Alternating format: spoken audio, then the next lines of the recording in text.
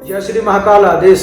मैं चंदन नाथ अघोरी आप सभी का अपने YouTube चैनल शिव शक्ति साधना केंद्र शिव शक्ति धाम में स्वागत करता हूं। काफी लंबे समय के बाद हम आपके लिए वीडियो लेके आए हैं। जैसे कि आप लोगों को मालूम है कि धाम में फिर निर्माण कार्य शुरू हो गया है और धाम में जोर और शोरों से प्राण प्रतिष्ठा की भी तैयारी चल रही है। निर्माण कार्य भी चल रहा है। जो काम रुक चुका था उसको फिर दोबारा से आरंभ कर दिया है। उसी के चलते हम बिजी थे। और जैसे कि अभी मई चल रही है और इस वर्ष 2025 में 10 जुलाई को गुरु पूर्णिमा पड़ रही है। जो भी साधक शिव शक्ति धाम से दीक्षा लेना चाहते हैं, शिव शक्ति धाम से जुड़ना चाहते हैं, जो आध्यात्मिक क्षेत्र में रुचि रखते हैं, साधना क्षेत्र में रुचि रखते हैं, तंत्र साधनाओं का ज्ञान प्राप्त करना चाहते हैं और जो आध्यात्मिक क्षेत्र में आगे बढ़ना चाहते हैं, लोक कल्याण करना चाहते हैं, जन कल्याण करना चाहते हैं, मानवता की सेवा करना चाहते हैं, लोगों की सेवा करना चाहते हैं। क्योंकि आध्यात्मिक क्षेत्र हमारा जो सनातन है, धर्म है, वो सबसे पहले मानवता की सेवा ही सबसे बड़ी सेवा होती है। कहते हैं नर सेवा ही नारायण सेवा है। तो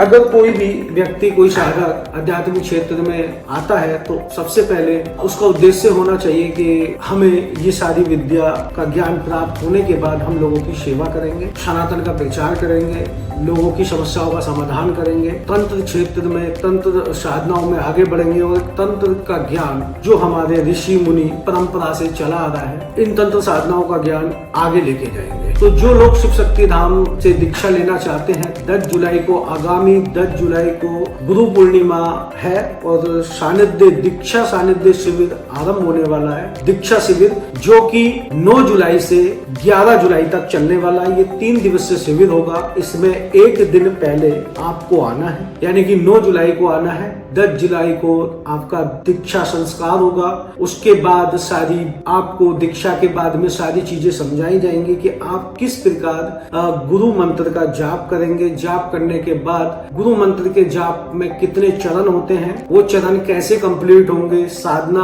कैसे करनी चाहिए, आपके हर प्रश्न का और सवाल का जवाब आपको यहाँ दिया जाएगा ताकि आप अच्छे से तंत्र का बेसिक समझ लें। तो जो साधक भी साधना क्षेत्र में आना चाहते हैं, साधना करना चाहते हैं, शिव शक्ति धाम से दीक्षा ग्रहण करना चाहते हैं और काफी लंबे समय से मैसेज में रीड करता हूँ, कभी कभी इंस्टाग्राम पे भी मैसेज रीड करते हैं हम। काफी लोगों के कमेंट आते हैं कि गुरु महाराज हम दीक्षा लेना चाहते हैं, हम सेवा करना चाहते हैं, हम धाम आना चाहते हैं। तो उन लोगों के लिए ये गोल्डन चांस है कि 10 जुलाई को दीक्षा शिविर आरंभ हो रहा है शिव शक्ति धाम उत्तर प्रदेश मुरादाबाद। तो जो साधक भी साधना मतलब दीक्षा लेना चाहते हैं और दीक्षा लेके लोक कल्याण करना चाहते हैं, अपनी कुल देवी या कुल देवता को पूजना चाहते हैं, उनका स्थान देना चाहते हैं और आगे बढ़ना चाहते हैं, आपने साधना मार्ग में तो आ गए और आपके पास कोई योग्य गुरु नहीं है, तो आप शिव शक्ति धाम में आके दीक्षा ले सकते हैं और दीक्षा लेने के बाद अपना आगे बढ़ सकते हैं, लोगों का जन कल्याण कर सकते हैं। तो ये शिविर आरंभ होने जा रहा है 9 जुलाई से 11 जुलाई तक और इसमें सबसे पहले जो टर्म एंड कंडीशन जो होंगी, जो रूल्स होंगे, वो सभी शिविर की भांति होंगे कि पहले आपको जो हमारे आश्रम के नंबर हैं उन पे कॉल करनी पड़ेगी। कॉल करने के बाद रजिस्ट्रेशन कराना पड़ेगा। रजिस्ट्रेशन कराने के बाद आपको यहाँ से डेट और एड्रेस दिया जाएगा कि आपको किस डेट में और एड्रेस किस डेट में आना है, किस टाइम तक आश्रम पे पहुंच जाना है। तो 9 तारीख तक कभी भी आप सुबह से शाम तक आ सकते हैं और जो जिनकी गाड़ी लेट होगी तो वो 10 तारीख की भी सुबह 9-10 बजे तक पहुंच सकते हैं, क्योंकि 10 बजे के बाद ही दीक्षा समारोह आरंभ होगा। आप शिव शक्ति धाम से जुड़ के साधनाएं भी कर सकते हैं, दीक्षा भी ले सकते हैं। तो सबसे पहले कैसे भाग लें इस दीक्षा शिविर में, कैसे भाग लें वो जानकारी दे देता हूँ। दीक्षा के लिए सबसे पहले आश्रम के नंबर पे जो कॉलिंग नंबर है, अभी हमारे 4 नंबर हमने पब्लिक किए हैं, जिसमें से 2 नंबर चालू है, 2 नंबर ऑफ। तो जो 2 नंबर चालू है आप उन पर कॉल करें। कॉल करने के बाद अपना रजिस्ट्रेशन करा लें। रजिस्ट्रेशन कराने के बाद अपना टोकन नंबर ले लें, यानी कि रजिस्ट्रेशन के बाद आप अपनी डेट कंफर्म कर लें कि आपको कब आना है। आप दीक्षा लेने आएंगे, उसमें कुछ सामग्री वगैरह भी होती है, वो फोन पे समझा दी जाएगी, जो दीक्षा में गुरु परंपरा से चली आ रही है। जब आप रजिस्ट्रेशन करा लेंगे तो आपको डेट वगैरह कंफर्म करा दी जाएगी। इस दीक्षा में यहाँ से आपको दीक्षा मिलेगी। दीक्षा में गुरु मंत्र, भैरव मंत्र यानी कि गुरु मंत्र होता है वो कान में फूंका जाता है, और उसके बाद आपको भैरव मंत्र, रक्षा मंत्र, गणेश मंत्र, ये चारों मंत्र दिए जाते हैं। क्योंकि आप जब भी साधना क्षेत्र में, आध्यात्मिक क्षेत्र में आगे बढ़ते हैं तो आपको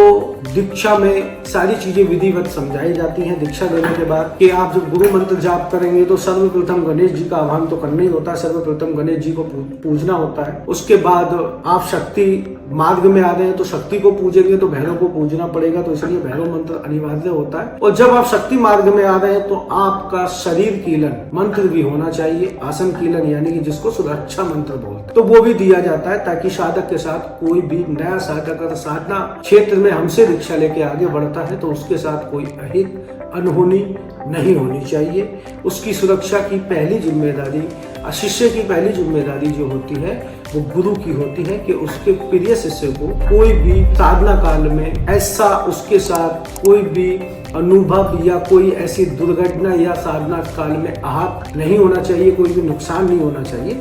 ये गुरु का कर्तव्य होता है। इसलिए सारी चीजें हम विधिवत तंत्र का बेसिक जो ज्ञान होता है जीरो से लोगों को शुरू करते हैं और वो तंत्र में धीरे धीरे फिर आगे बढ़ते हैं। यहाँ पे चारों मंत्र का आपको सारी चीजें लिखित रूप में दी जाएंगी कि आपको कैसे क्या करना है, कैसे कितने नियम होंगे, सबको समझा के। और गुरु मंत्र 3 चरण में पूरा होता है। 3 चरण के बाद में फिर आपका अगला स्टेप होता है साधना मार्ग का। तो फिर आप साधना जो सानिध्य शिविर लगते हैं उनको ज्वाइन कर सकते हैं, और यहाँ से आपको एक आसन और एक माला निःशुल्क धाम की तरफ से उसी चार्ज में जो आपका पैकेज होगा, जिसमें रहना, खाना, पीना, दीक्षा और कुशासन, माला, ये उस पैकेज में शामिल होगा।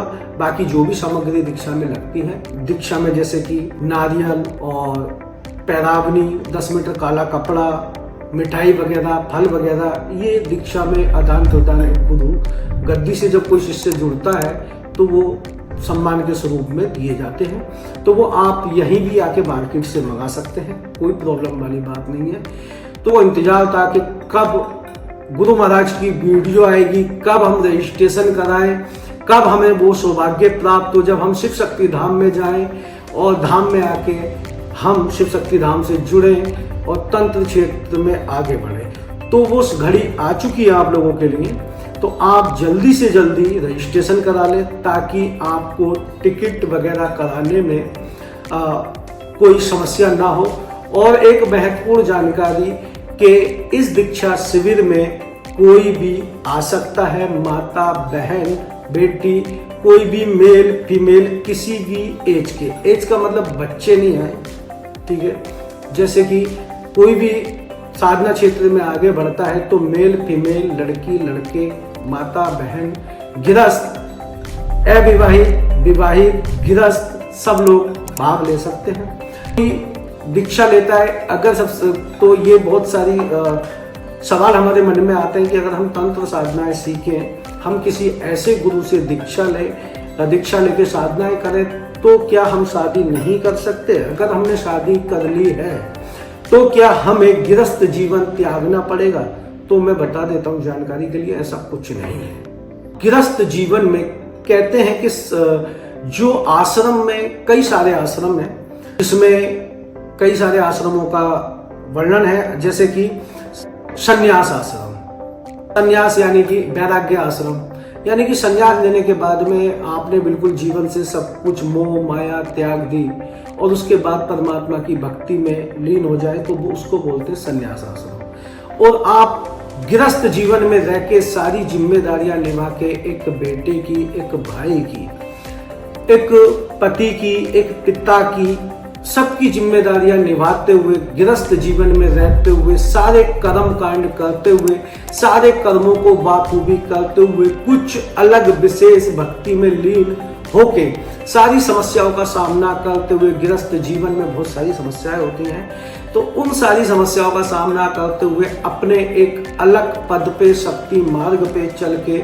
कुछ अलौकिक शक्तियां प्राप्त करना, अपने आप को तपाना, आध्यात्मिक क्षेत्र में आगे बढ़ना।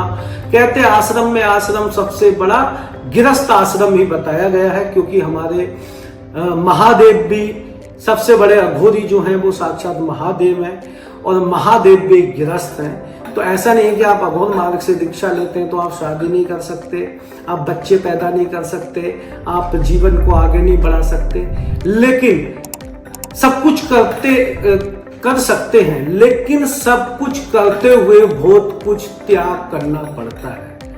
त्याग करना पड़ता है लंबे समय में जो लंबे समय की साधनाएं होती हैं, जब हम साधना काल में रहते हैं तो पूर्ण रूप से ब्रह्मचर्य का पालन करना होता है। नॉन वेज, ड्रिंक्स, मांस, मछली, अंडा, दारू, सब चीजों का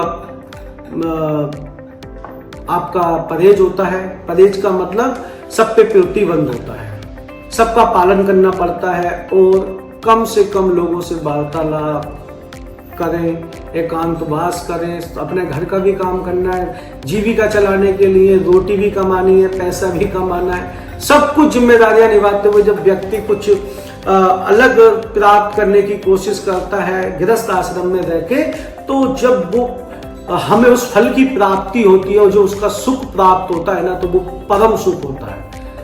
परम सुख के हम सब कुछ संघर्ष करते हुए, लड़ते हुए, और कुछ हमने ऐसी अलौकिक शक्तियां प्राप्त की या कुछ ऐसा अलग हमें ज्ञान प्राप्त हुआ जो सबके बस की बात नहीं है।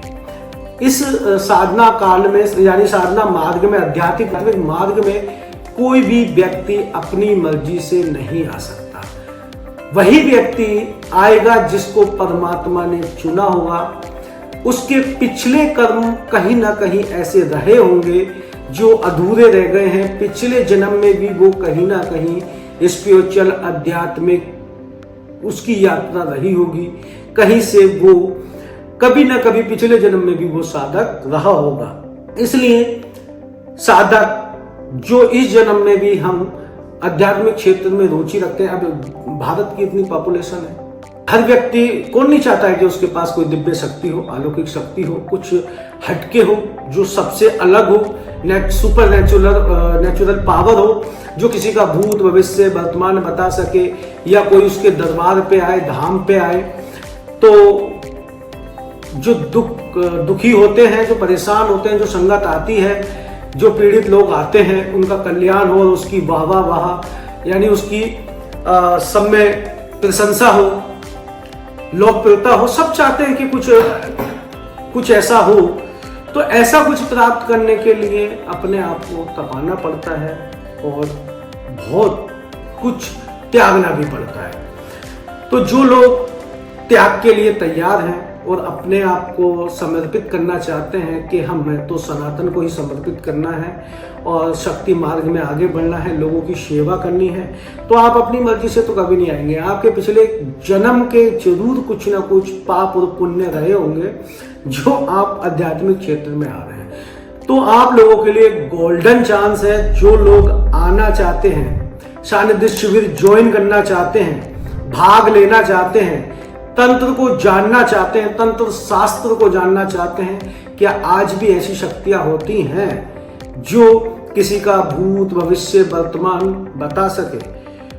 तो सब कुछ होता है, जैसे कि हम जो भी दिखाते हैं, लाइव दिखाते हैं, सारे कर्म होते हैं, सारे षटकर्म आप किए जा सकते हैं, यहाँ तक कि मारन सबसे लास्ट होता है, तो मारन, मोहन, सारे कर्म होते हैं, लेकिन उसको करने वाला होना चाहिए। आपके पास एक योग्य गुरु होना अनिवार्य है, और जब तक आपके पास योग्य गुरु नहीं होगा तब तक आप कुछ प्राप्त नहीं कर सकते, और आप थक चुके हैं, भटक चुके हैं, आपको गुरु के नाम पे ठगा गया है या गुरु के नाम पे घंटाली मिले हैं, तो शिव शक्ति धाम से आप दीक्षा लेके, और हो सकता है कि ये गुरु पूर्णिमा आ रही है, इस गुरु पूर्णिमा के बाद में कभी कभी शिव शक्ति धाम में दीक्षा शिविर आयोजित किए जाएं, क्योंकि समय की व्यवस्था को देखते हुए हो सकता है कि ये सारी चीज़ें धीरे धीरे हम कम कर देंगे।